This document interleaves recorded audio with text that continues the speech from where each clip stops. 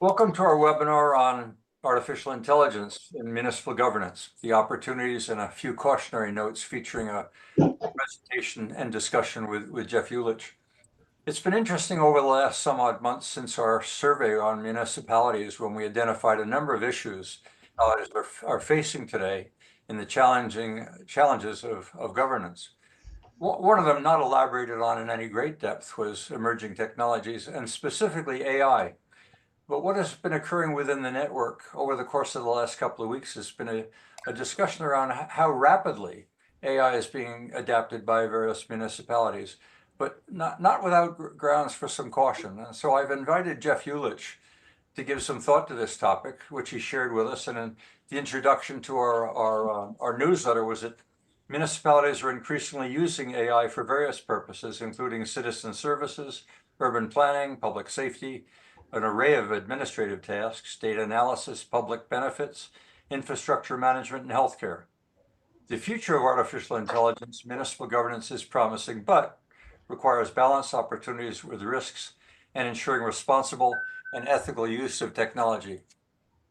So I'm going to ask Jeff, you want to take over from this point? I'll encourage you to share with us your insights as a product of the research you've done over the last couple of weeks, and then we'll open up the session for general discussion and questions.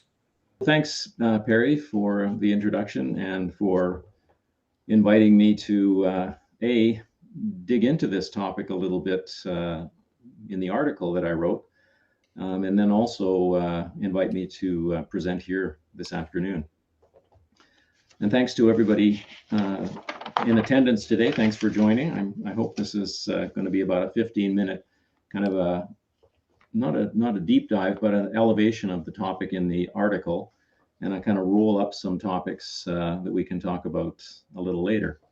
And I wanted to start by giving you all a bit of history as to how this all came about. And Perry, a few weeks ago, shared an article from Ars Technica, which is a technical publication, and the topic of it was the state of Nevada's Department of Employment, Training, and Resource Management, I think it is, and their adoption of an AI system in a partnership with Google to process unemployment benefits claims. And subsequent to COVID, they had a 40,000 claim backlog that they've been using this system to help them to process these claims. And the system in 5 minutes will do what a human evaluator of the claim would take hours and hours to do. And I was initially kind of enthusiastic. I thought that sounds like a really cool and interesting application of AI, basically having the large language model interpret the information submitted and then make a decision that then gets refereed and decided upon by humans.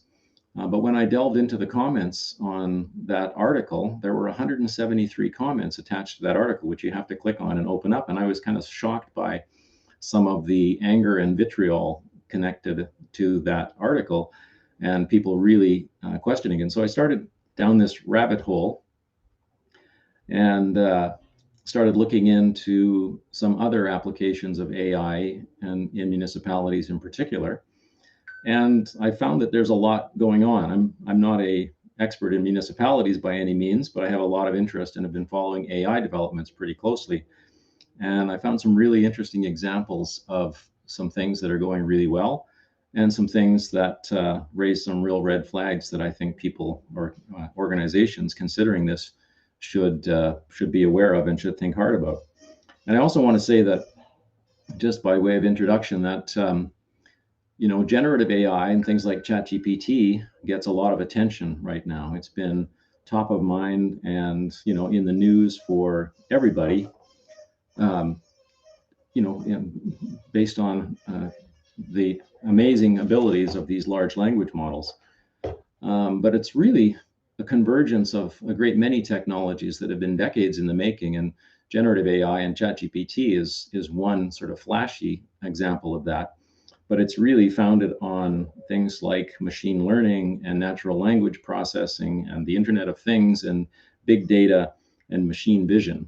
So generative AI is tying some of these threads together and having tremendous impact because of that.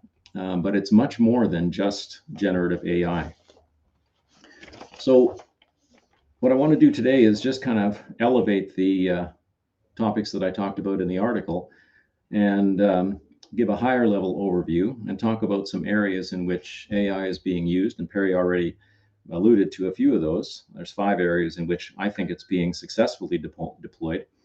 And then talk about some controversial areas in which AI is being adopted. And then talk about some readiness factors, like what needs to be considered if an organization is considering adopting AI. So the article that I wrote that started all this is kind of a survey of what's going on in the realm of AI adoption. And I found that there's lots of different avenues, but most of those could be collapsed into 8 kind of big buckets. And I think these are the ones that Perry alluded to. And everything that we'll chat about now sort of fits into one of these categories. And of course, some of them will fit into more than one, but it's things, as you're probably well aware, it's decision analysis and support. It's urban planning and resource management. It's healthcare. It's law enforcement, citizen services and engagement. All these different avenues for AI implementation by businesses in general, but municipalities in particular have some special interests in these areas. And because I'm kind of a technology optimist and an AI optimist, I was interested in the success stories. But when you start to dig into it a little bit, you can't help but recognize some of the red flags and some of the failures that have taken place in some of the organizations that have been early adopters. And I think those are kind of some of the cautionary tales that I referenced in the article, and I'll elaborate on a few of those. So as far as successful AI implementations are concerned, there's really 5 main buckets that those successful implementations fall into. And decision analysis and data analysis and decision support is one big obvious one. And there's a really good Canadian example. I didn't refer to this in the article, but it's St. Michael's Hospital in Toronto, which is using a system called ChartWatch. And it's a hospital unit that is taking this data that's already being collected on behalf of patients that are in the unit, and it's subjecting that information to some AI analysis. And what they're doing is they're using it to identify high-risk situations, and the result has been kind of spectacular. It's resulted in a 26% reduction in unexpected deaths. Barcelona's Smart City Initiative, and this is a website that I encourage everybody to take a look at. I have a series of links at the end of this presentation. The Barcelona Smart City Initiative is making tremendous use of data analysis and decision support, and they're doing things under the infrastructure and resource optimization category, like for traffic management and using AI to analyze real-time data from traffic cameras and sensors to optimize traffic flow, and waste collection, sensors in garbage bins that will tell the people on the route that it's time to pick up the bin or leave it alone, which results in more efficiency. And then energy efficiency at Barcelona. They're using smart buildings to adjust heating and cooling and lighting based on occupancy and usage patterns, and even using AI to predict fluctuations in energy production and consumption, ensuring a stable power supply. And in terms of internal administrative processes, the ClearGov budgeting software that I referenced in the article is using large language models to prepare budget narratives and saving a lot of time. And then there were cited in a number of places use of ChatGPT or other large language models to develop policies for municipalities, first drafts of policies, meeting minutes and transcription of meetings is another use that a lot of organizations are applying these language models to. And I wanted to highlight something from an article from Ethan Mollick, who's the professor at Wharton University who's done a lot of writing on AI over the last year or two. And he talks about stealth cyborgs, I think he refers to them as. And in terms of administrative practices in organizations, a lot of companies may not have a policy or be explicitly using these tools. But what he points out is that from some recent survey information, about 50–60% of employees, when you ask them directly, they will acknowledge that they are using AI in their work. They may be doing it without the knowledge of their employer, but it's being used by a very high number of employees in a number of different organizations. So it's already augmenting the work that people are doing within organizations. It's just not always being done under the umbrella of or the auspices of the official policy of the organization. And then the last category on this page is citizen information services. And for that, I'll highlight the Singapore example of it's a chatbot called Ask Jamie. And it's been implemented as a sort of first point of contact for citizens in questions that they have about how they're dealing with their municipality. And it's been trained on specific documentations relevant to Singapore. And it has resulted in a 50% reduction in call center volumes, lowest in 5 years. And it's already handled over 15 million inquiries from citizens. And that's freed up a lot of other employees to focus on higher value tasks than answering repetitively the same questions from the citizens. So those are 4 of the 5 examples. But the most significant one to me was the necessity to keep the human in the loop, as it's referred to oftentimes. The need for whatever tool you're using or whatever application for AI in a municipality is emphasizing the requirement for transparency in how it's being used, and also the need for human oversight. And a lot of examples that I came across in preparing for this emphasized the ClearGov AI-powered budgeting software, their first draft tool for budget narratives, really ensures that a human is in the loop for key points in that process. Nevada's AI-assisted claims management process, that system too doesn't leave the decisions specifically or purely to an AI. There is a human referee. Someone has to take accountability and be accountable for the final decision and review the decision that the AI is making. The St. Michael's Hospital ChartWatch system, likewise, it doesn't just leave a critical healthcare decision up to the AI. It ensures that doctors or nurses are, involved and accountable for interpreting that information and then making the decision based on it. And even Axon's Draft 1, which takes the police body camera footage and does the first draft of the police report based on the transcription and processing of that footage by the AI. Even that has some really hard requirements in it that ensure that there is human oversight, human review and sign off, ethics first design, and transparency and auditability.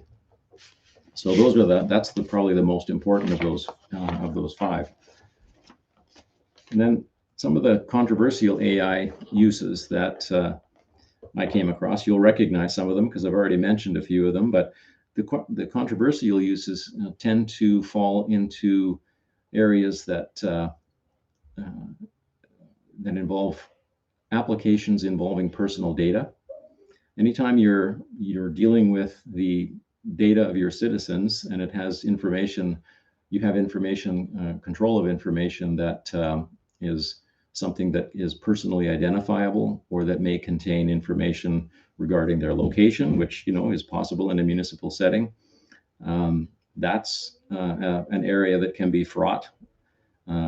Likewise, autonomous decision making in sensitive areas. like those employment claims in Nevada. If you're just going to leave that to the AI, that's where the concerns about transparency and bias obviously come up.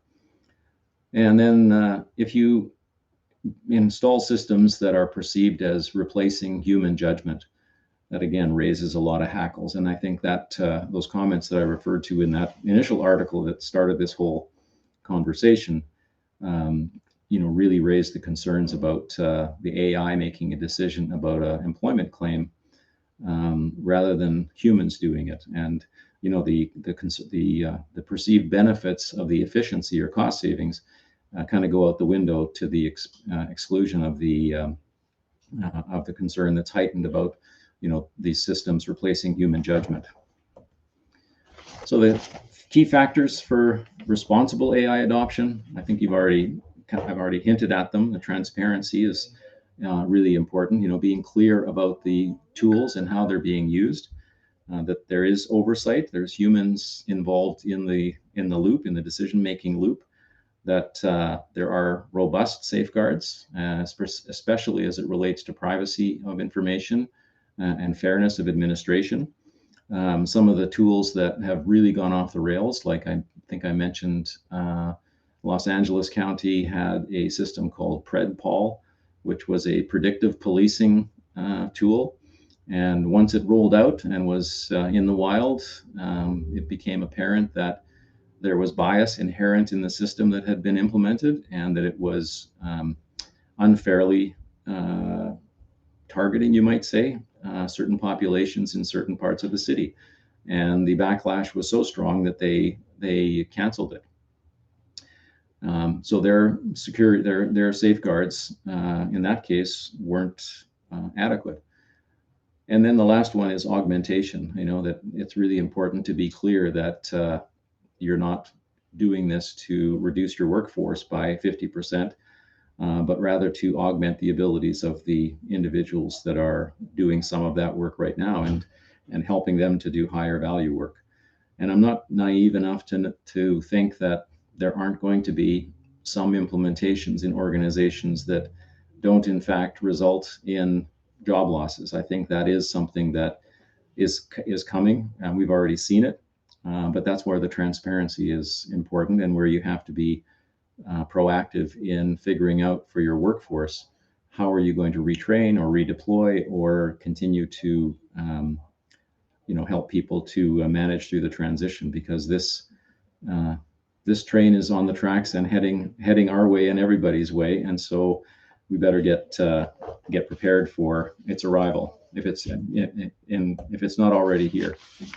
And most of all, in terms of responsible AI adoption, is that the benefits have to be demonstrable, and it has to result in some improvement in efficiency or service quality.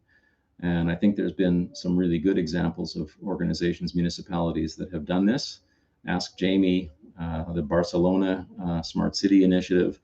There's other smaller examples that have been, quite impactful, and the benefits are, quite easy for everyone to see. Axon's Draft 1 is also getting a lot of attention for the time saving for officers, coming in off of a shift and then not having to spend 3 hours writing reports. If that can be cut down to 45 minutes or an hour, and they can, get that some of that more tedious work done, but done accurately and done, with lots of their important sign off. That's can be a real time saver. It's also an example where it's in both categories, right? People see the real potential of it to be a time saver and improve efficiency, and they still have a lot of concerns about some of the other red flags that we've already touched on. In terms of readiness for AI adoption, I alluded to this in the article. This is not going to be new to many of you. This is, something that has been referred to in relation to large change management initiatives in lots of contexts. It certainly applies here as well. It boils down to these three areas. You can probably use different models for it as well. but are your people ready? Do they have the skills and knowledge? Is their attitude and their readiness in terms of their potential acceptance at the right level? And does leadership support the direction of the change? And then in terms of your processes in the organization, these AI tools require information, and you need clean data, and you need to have a good understanding of the processes that you're going to subject to AI and the tools that might optimize some of your internal operations. So if your data aren't ready and if your processes aren't well documented, then that's probably a red flag and would suggest a pause until you are ready. And then likewise, is your technology ready? Is your infrastructure up to the task? There's all kinds of data security and data privacy concerns that arise with implementing something like this. And there's been a big move to the cloud in the past for a lot of organizations, and that might conflict in some ways with what organizations want to do with implementing some AI tool at a local level. So it's really important to think through those things and make sure that your security and privacy practices are up to task. And then you got to be clear about what your business goals are. And as often the case with change management, it's better to start small and iterate than it is to try and boil the ocean. If you try to do too much, that can lead to problems. And I didn't talk about it in the article, but there's a New Zealand mental health department in the New Zealand government that launched a mental health chatbot with, if you read up on it, it's got some rather disastrous results because they didn't put enough guardrails on the chatbot and the advice that it was giving to people who were talking with it in need. And it was giving them some pretty crazy stuff. And so that's an example of an organization that didn't implement things in their technology with sufficient safeguards for that particular application. And I think they're really getting some pushback as well. So I won't run through the benefits and risk. We've talked about all of them, but I'll highlight that if you consider all of the opportunities, then these risks really start to come into focus. The big benefit from my perspective after looking into this is that the increased efficiency that some of these AI tools offer municipalities and frankly other organizations as well is one of the big draws. It can, you can offload some of the drudgery to these systems and preserve some higher value tasks for your employees. And the biggest risk as far as municipalities are concerned, from my perspective, would be the public trust. If you don't get this right and you do it too quickly, and we saw this here in Edmonton with our call center implementation some years back, it was not ready for prime time. And that's not an example of an AI implementation, but it was a big system implementation that was supposed to solve all of these concerns with responsiveness of getting questions answered from different departments of the city, but they just weren't up to the task. They weren't prepared, and it had a significant impact on public trust. And I would say that these AI tools have the potential to be even more impactful in terms of eroding public trust. So in the future, where is this going? I think it's there's lots of lessons here for municipalities. There's some really outstanding examples of organizations that have tried some things with great success. There's some cautionary tales, as I mentioned, and what comes out as most important for me is that the use of these AI systems and tools has to be responsible and ethical, and that it is transforming how municipal governance can be delivered, and that we have to assess those risks, as Perry said initially, and we have to ensure that we're ready. It's promising but we have to go in with our eyes open and with some caution. So that's all I wanted to say in terms of the article and sort of highlight some of the topics from it. Well, that was superb, Jeff. If you can change the screen now and we'll get the panel out, but I'm going to start with a couple of questions, and that is leadership. If a municipality, small or large, is going to engage in an initiative such as you've cited here, where's the leadership going to come from? Is this driven by the IT department? Does it have to come from the city council itself? Is it led? Is there any lessons to be learned about if you're going to be successful and avoid risk? Where do you place responsibility for the introduction of an AI system? For some of the administrative background tasks, I think some of the leadership will be bottom up. And as I mentioned from Ethan Mollick's research, it's happening. It's happening in your company, your municipality right now. It's just not happening under the auspices of a formal policy. So that's one place. The other place would be leadership obviously in the IT area. People in the IT function tend to be perhaps more aware of what's happening on the technology front, and they might be advocating the use of some of these tools. So I think that's another source of leadership. And then I think you have leadership in municipalities. It might be elected officials, it might be, city managers or other, senior officials who are future forward and are reading and interested. When I see what's happening in Barcelona, it would be, and I don't know this answer, but someone there is really switched on. And maybe it's a group of people in their administration, maybe it's in their elected officials, but that type of initiative doesn't happen without early adopters who are passionate about this, and then they also really had their act together in how they implemented it. And the same with that Ask Jamie initiative in Singapore. They obviously laid the groundwork correctly in order to have a system like that put into place and have the impact that it's had. I can certainly recall, and Norm might remember as well, working within an organization in the early days of the microcomputer, the computer you could have on your desk, which was brand new. And the drive for change did come bottom up.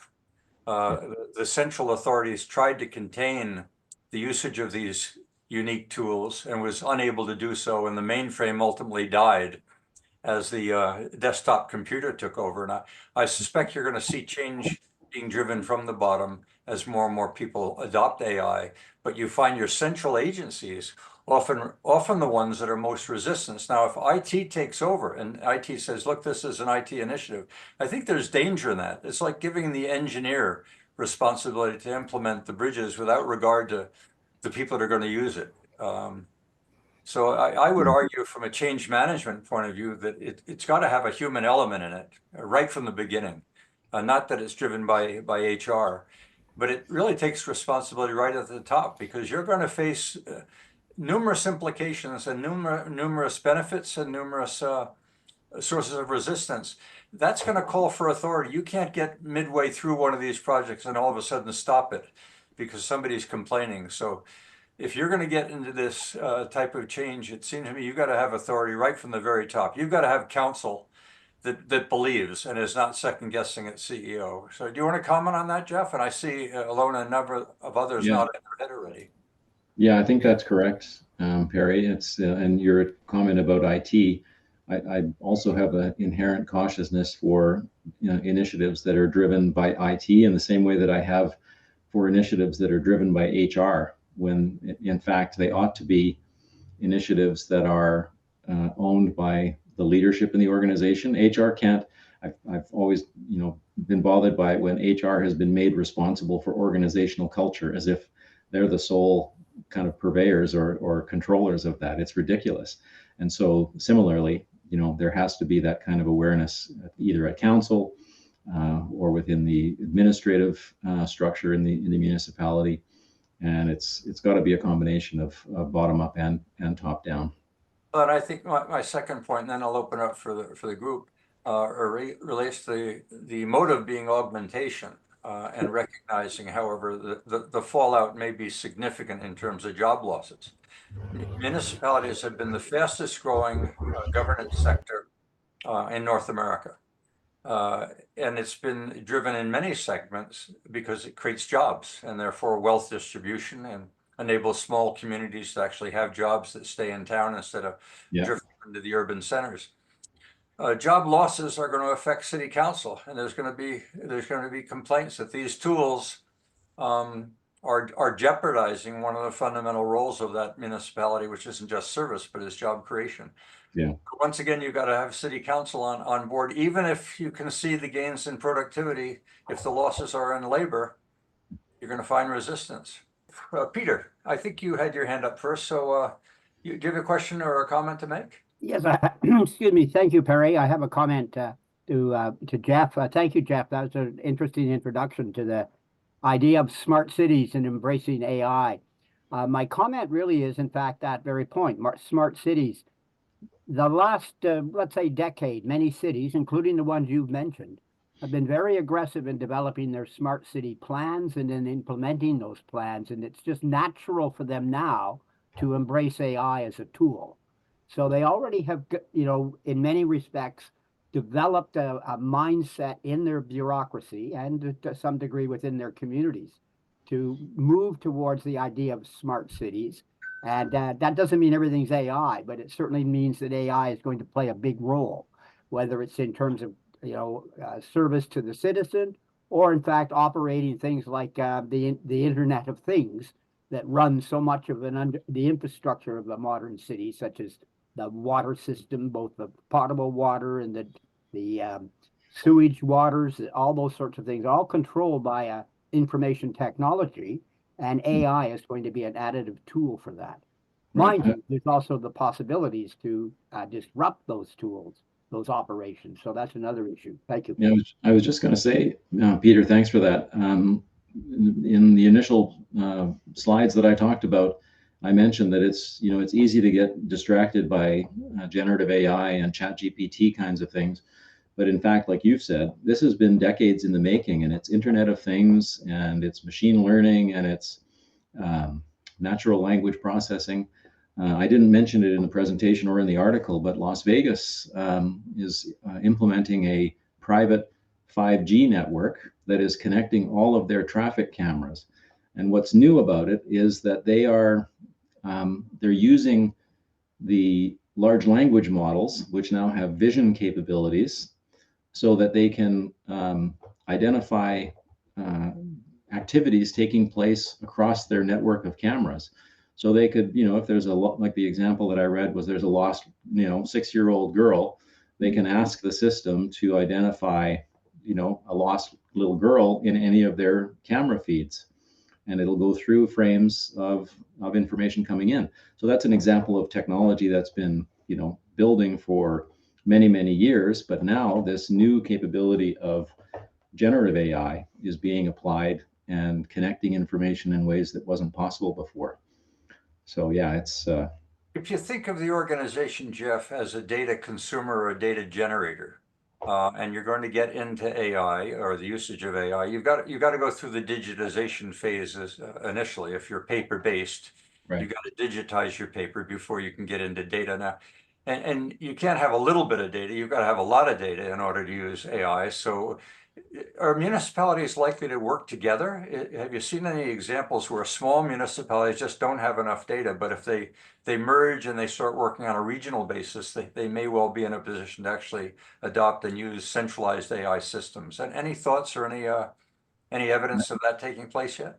I haven't seen that in anything that I looked at or read, Perry, but if you look at a major center like Edmonton and then the surrounding, communities of St. Albert and Sherwood Park and Stony Plain, there would obviously be some opportunities there because the traffic that comes into the city every day and then leaves every afternoon, there's a point of connection there that could maybe be leveraged somehow in the way that you talked. But I don't think it would be realistic for small communities, smaller municipalities. The distances perhaps and the number of people and the data that they could accumulate may not allow it.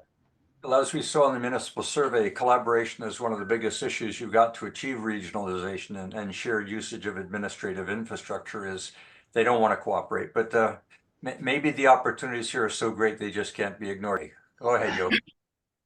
I wanted to get back to that bottom up, top down. You gave the example of the personal computer, and that's a great example because that was mostly bottom up. I think this is more bottom up than top down. Hmm. And it's a lot easier than the personal computer because the personal computer, you had to go buy something. Right. Here, you just have to log in and start using it. So it's immediately available to you. So I wrote an article about the value of creating some policy around this to keep it from being totally the Wild West and to keep it from actually creating hassles and risks and damage. I don't know how many organizations are in fact doing that.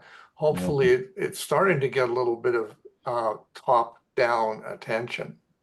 If I can just say one thing in response to what Yogi said in terms of the personal computer. Early days of personal computer also required a fairly high level of technical ability. It was, not if not coding, it was, you were building a spreadsheet, which not everybody had the aptitude to do. These tools, by contrast, now have a natural language interface. You can basically have a conversation with your organization's entire data set, and or a document or whatever, and it's much more accessible for average human beings. Thank you for those additional impediments to personal computers that have been obliterated here. Yeah. I think it'll be very interesting to see whether or not data, which gets owned or absorbed or used essentially by the machine, does result in organizations elevating the value of the people they're there to serve. We've seen so much time and attention and money being spent on building the administrative infrastructure and so little on actually improved customer service. So when dollars are spent actually rolling out and improving customer service has been quite unique. So it'll be interesting to see if AI can help break that. Okay, Shirley. I have been following the situation with the UK Postal Service and the scandal there, where this computer system, people believed it totally, and many of these sub postmasters indicated there was problems with the system. This went on for years and years and years. They accused these people of fraud and scandal. They took them to court, found them guilty, destroyed their lives. Many committed suicide and have died. And this has been in the courts for years upon years, where they finally found someone that indicated within that company that there was problems, and they knew it and they hid it. So, we have to be very careful with AI. I attended a lecture at the U of A where they were discussing some of the downsides again of ChatGPT, and they referred to this as Horizon, where it generates information that sounds really good, but is totally filled with inaccuracies. And I assume that, this is more than just ChatGPT, all AI. So anyways, it scares me to start trusting IT and systems over actual people. Excellent caution. Ilona. To me, it seems like there's this conflict between government, which always looks to create jobs, and industry, which looks for efficiencies. And here in Canada, where so much of our, I don't know, our GDP is created by the government, there's going to be a lot of pushback for that. So, municipalities, I guess, are one of the jurisdictions where we as citizens can immediately see the impact. So thank you for, pointing some of this out. Secondly, I wanted to answer the question that you asked me at the beginning, Randall did, and that is research money's attitude toward anything written by ChatGPT. And I just asked Mark, and he said no. research money does not accept anything by ChatGPT. So I'm just going to go back to your comment that 50 to 60% of people are using ChatGPT as we speak, even without any kind of acknowledgement. Now, having said that, you gave such an excellent presentation today. I know that Perry, the Kinkaide Network, and Troy Media has some sort of copyright, but research money is involved in policy. And Mark has been following policy speakers for the last 3 days. And it seems like this group of people here is has so much knowledge that are you able to bring it together for some sort of an opinion piece which can guide policy? Well, I'd So welcome any, thank you. any ideas you may have in that regard, Ilona. We're all ears, because this network is in fact self-generated, self-supportive, volunteer. We do what we do because it's fun. We like to explore, and we like to explore together. So that's why I think you keep coming back. Go ahead, Peter, you've got your hand up. Okay. Yes, I just wanted to add that there's really two things about AI as it relates to cities, in my view, and this is a high level view. There's the, if you like, the citizen facing and in administrative operations of the city, which is very much things you would describe as using natural language to deal with. You're writing notes, you're communicating in meetings, etc. So there's those sorts of tools, and like, for example, the summary of meetings that can be generated by an AI tool is quite good now. And that can be generated in real time. And at the end of the meeting, you've got your notes that are available to everybody, and they all have the same message, and everybody agrees this is what we said. So, I mean, there's a lot of efficiencies that are also being added in. But the other side of the AI is actually for operating the infrastructure of the city. And the infrastructure is the things that basically the citizens don't see, but many of them use. I mean, I used the example of water earlier. I mean, and there's the two major forms of water, right? We've got to purify it to drink it, and we've got to pump it around, control it. Calgary's been having some pumping problems. And then we've got, the water that is wastewater.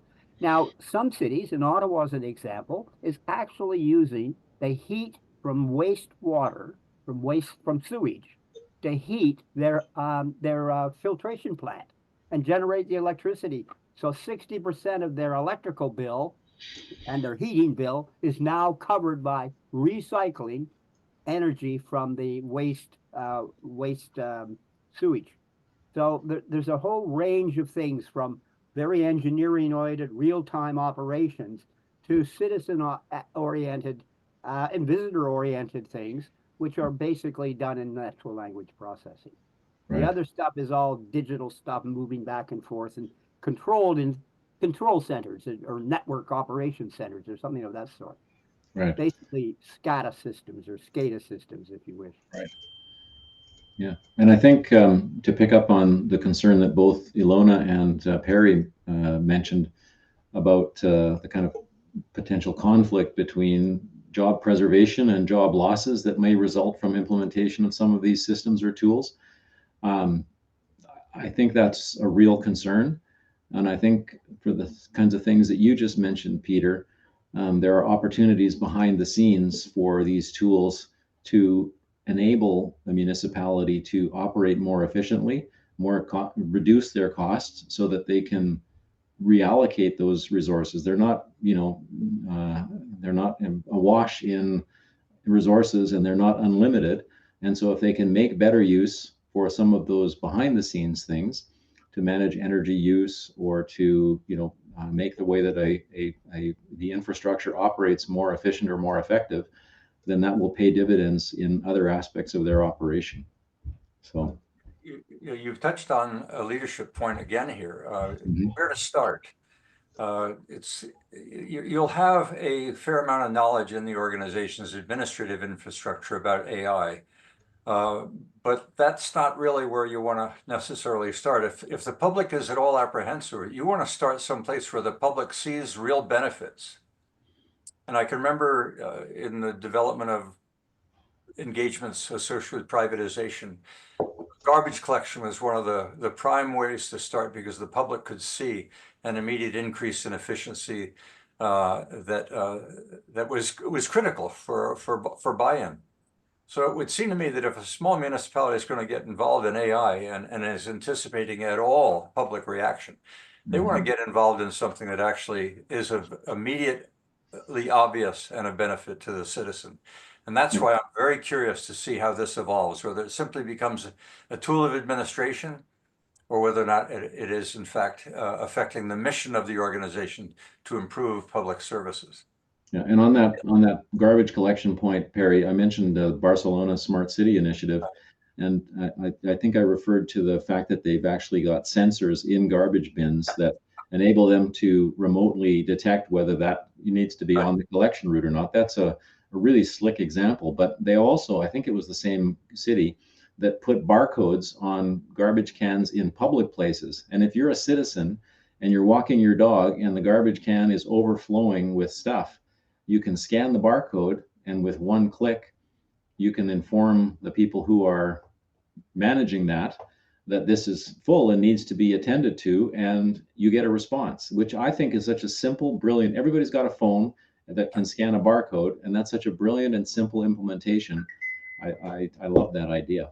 Well, this is very interesting because some of you may recall that when I journeyed into the US recently, I came back and one of the observations, which was not in the article that I wrote, was the fact that the garbage bins, the public garbage bins, the ones that you have at home, are much larger in the US than they are in Canada. And someone speculated that it's because of consumerism and waste.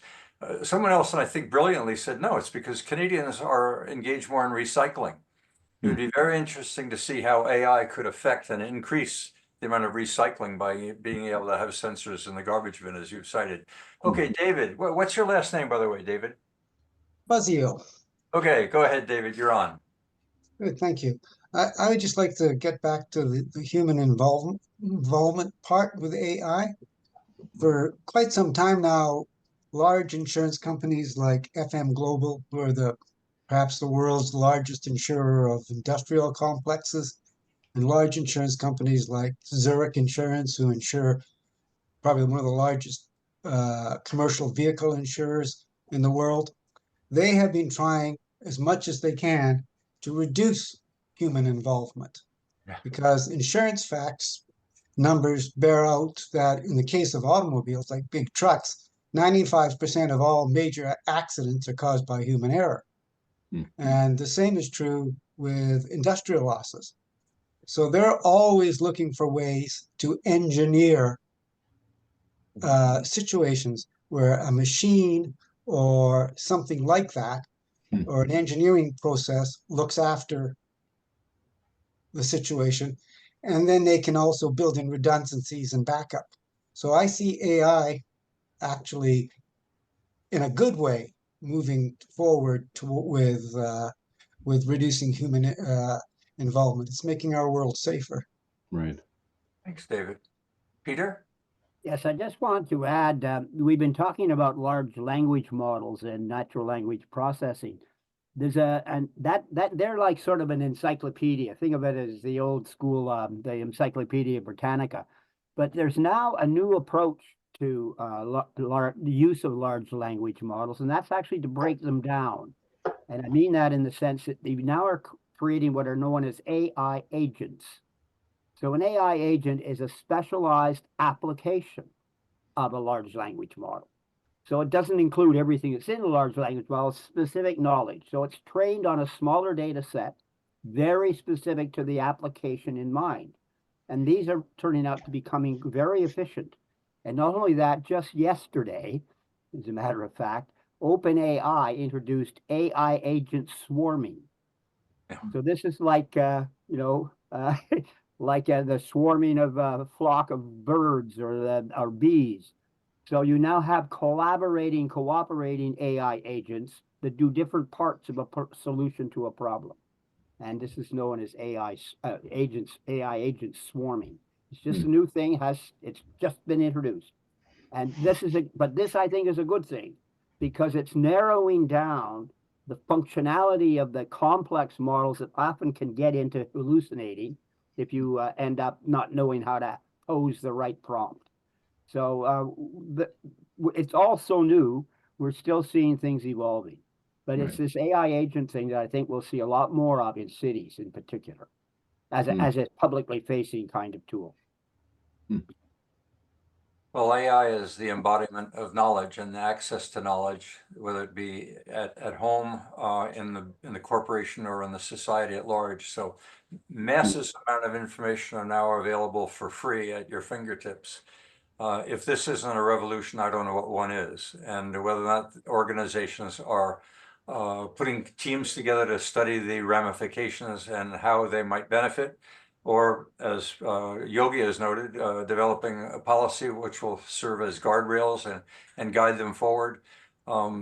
Something, if municipalities are not aware, they ought to be aware, because they will be, their staff will take it forward, and the public will demand it ultimately as they're seeing what's happening in other jurisdictions. So Jeff, I'm going to give you the last word. Peter, one more word? Yeah, just one more, because a number of us actually on this call, to Leona's point about wanting to maybe get an op-ed out of this story that was begun by Jeff. A number of us on this call actually have actually written op-eds for research money. I've in fact just had a fourth one published on AI alone at research money, and in fact I was in a meeting last week with your publisher of research money in a think tank situation. We're looking at the future of Canada and productivity, and Jeff was a participant in that meeting as a great contributor. That was not me. That wasn't me. That was a different Jeff. Yeah, different Jeff. Yeah, Jeff Krenelstein, the publisher of research money. Right. Okay, Mel, you've got your hand up. Anything you want to share? You're muted. You're muted. This is technology. AI should know I'm talking and turn it on for me. But I just wanted to speculate and think a little bit forward to what Peter was talking about with respect to the AI agents. We could potentially look at an organization, municipal organization, even a private business, as being a summation of a bunch of different departments that work together in groups, and some of them work across the whole organization. The employees, or the people who work there, don't have a full authority to access all of the data that each of these departments produce. And the agents could essentially be trained on the department information, and those who have authority to get at that information could get at them. But then if you layer those things and you look at it from the top, then all of the employees could get, let me say, authorized filtered data that they may need to help them better understand their organization or their municipality. We'll try to cut down on the left hand not knowing what the right hand is doing, that type of thing. Well, if I may, New York City has done exactly that, Mel. Not specifically AI here, but New York City is one of the leading cities, in fact, for being a smart city. And as an example, they have sensors on various, utility poles that they control. Let's call it the lighting poles or hydro poles. And they put them in districts that are somewhat crime-ridden. And the sensors can detect and triangulate the sound of a bullet, the sound of a gunshot. And so immediately the police know that at such and such a place with this triangulation, something happened by somebody firing a weapon. I mean, this is efficiency improving the response of a public service, but they also share this kind of data across departments. And so the tax people can now, they are who collect, say, the taxes, and there's hundreds of thousands of buildings in New York that have to be inspected. They're publicly funded in some way, or they're major businesses, major buildings that by law have to be inspected for safety. And it turns out that up until they started using these smart city apps, they were just going down a list top to bottom, and it would take them about 5 years to cycle through the list. And now they can go through a list in a matter of months and hit more infractions in a short period of time than they would have got in 5 years. This is massive improvement in efficiencies by sharing data across agencies within the organization. Well, I think China will be thrilled with its social credit scores, and now our data surveillance is massive, and we'll be able to hit more people with more infractions. Pretty soon we'll have satellites tracking cars, and don't you dare go over the speed limit. Jeff, I want to say thank you very much. I know you put in a lot of effort to make today happen. It worked. I think the general tenor is very positive about the opportunities and the benefits that can be realized. But there's obviously an element of caution. Several, Shirley in particular, have alerted us to the fact that everybody's not on board just yet, and probably just as well. So